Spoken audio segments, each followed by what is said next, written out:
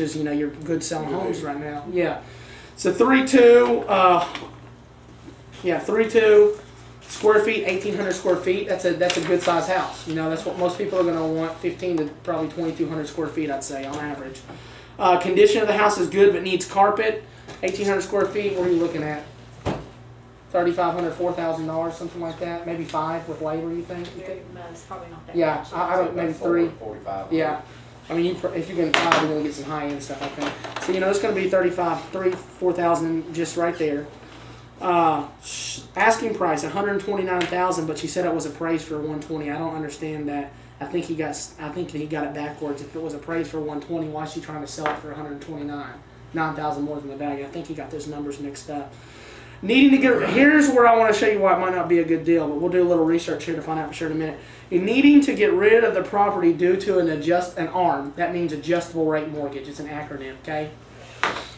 Well, we all know we've got a lot of subprime. If y'all know about the subprime thing, that was basically 2 years ago in the mortgage industry. To get a mortgage, you just had to have a pulse, basically. Well, that was a subprime market. Pretty much anybody could get financed. Even if you had crappy credit, it didn't matter. These people got on these subprime ARMs. Now they're adjusting 2 years later because of the type of ARM they're on. People are losing their homes to foreclosure, okay? If we're wanting to do lease options, unless for some reason, and that's what we're going to focus on, getting under contract lease option, subleasing it out on a lease option to our tenant, that's where we make the money, okay? If we're wanting to do that, because in essence, when we do a lease option, we're taking over payments. I mean, we are, but we aren't. We're making them payments, and usually in situations, it's just covering the mortgage 9 times out of 10 because they're desperate. So if we're in essence taking over the payments, so what happens if, and this, I talked to a girl the other day that her payment jumped $500 a month in one adjustment on her interest rate. So it can happen, and now she's losing her home. So what if we got this property under contract knowing that it's on an ARM, even if there was a lot of equity in it, let's say there's $30,000, $40,000 equity, may still do the deal, you got to take all factors into consideration. But let's say we've negotiated to pay her $1,000 a month for 5 years on a lease option, okay? We've got a tenant in there. Well, let's say interest rates go up, she's due for an adjustment. Okay, her payment just jumped up $500 a month. Well, obviously, we've only agreed over a 5-year period to pay $1,000, but she can't afford to shell out an extra $500 a month, and we're not doing it because the people we've got a lease option too. We've locked them in at a price for 3 years at $1,200 a month. So somebody's losing out there. Does that make sense? What I'm saying? Okay. So somebody's losing out, and I don't want to have to pay it. I don't want to have to pay it. That's what, $8,000 or $9,000 over the course of 3 years if that would happen.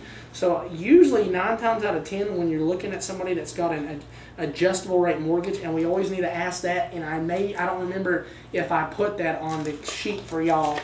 No. Okay. Well, we'll change them and we'll get some more. That's the one thing I forgot. That's a key information. It's a fixed or adjustable rate mortgage.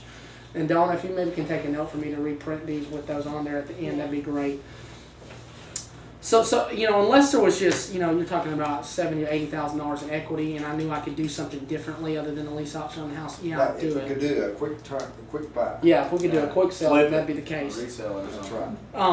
So that's kind of tells me right there it's probably not a good deal because of that ARM. Unless you can do a short sale. Not even a short sale, but a quick sell. That's basically, and I don't want to get into that right now. We'll get into that later. But basically, that's where you get something under contract that's got a ton of equity.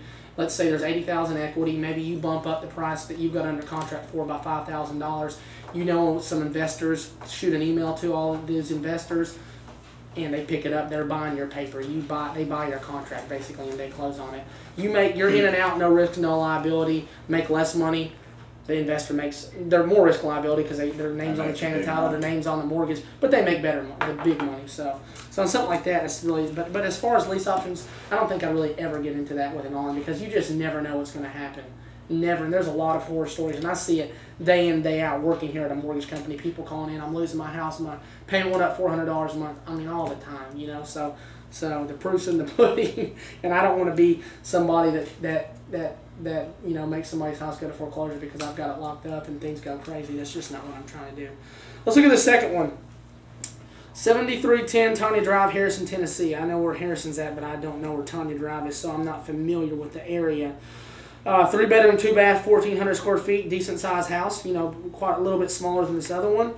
Full basement that is unfinished, that is part of a 200 garage, not part of the 1,400 square feet. So we've got 1,400 finished square feet And then I would assume probably another possibly 1,400 unfinished square feet, maybe less if it follows the same floor plan. I don't know if the garage butts in that or not. Asking 141,000, that kind of seems high to me for something 1,400 square feet, even though it does have a basement, but it's unfinished. But I don't know. Monthly rent, $1,200 a month. Needing to get rid of property because of divorce and now only one income. We've got what do we have right here? We've got a what? It's a motivated seller. Motivated seller. Needing to get rid of property because of divorce and now only one income. What I can see happening, that what's going to happen with this guy probably, if he doesn't move this property, he's going to get behind the payments and lose his house to foreclosure because the income's just cut in half. I'm not, and maybe not. Maybe he makes a lot of money, but that really can happen a lot of times. His income gets cut in half. People can't afford payments. They get behind, lose their house to foreclosure. No, Okay? then you probably have to sell some of it and give her some of the money. Yeah, exactly, because of the divorce decree and the way that the stipulations are in that. You're exactly right, Jeff. Exactly right. Owes $137,000.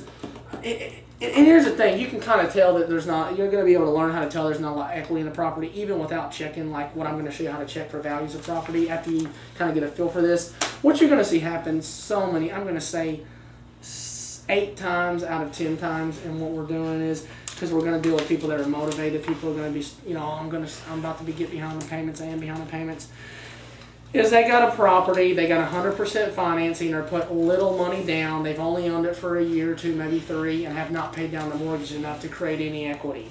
The only way we're going to be dealing with somebody who's owned a property for 3 or 4 years where there's a lot of equity is if they put down a substantial amount of money down on the property, such as 15, 20 or more %, and that doesn't happen hardly ever, I can tell you, because I work at a mortgage company. We don't see that very often. So usually if you're talking, because one of the questions I ask somebody is, how long have you owned the property? Okay, 3 years. Probably not going to be a lot of equity. 9 times out of 10. Now there always could be. Now you start talking to people. I've had some people I've talked to that, I've owned it 13 years, 14 years, 15. Well, we might be dealing with some equity, because if they're on a 30-year mortgage at 15 years, they're going to have a substantial amount paid down, therefore creating a lot of equity. Now they may want to sell it and get a lot of equity out, but if they're desperate, they may not really care. They may just want out from under it. Does that make sense, guys? And if you own that, he's asking the value of it's 141, and he's still in the 130s, and he's got another mortgage against him. Yeah. Because if he owned 13 years, he'd have it. After 6 years, it starts eating down the cost in it. Yeah. Well, that's a good question that might want to be put on here, because it doesn't ask how long have you owned it, does it? Doesn't matter. Let me see. Well, that'd be one to pencil in to it if it's not on there. Yeah.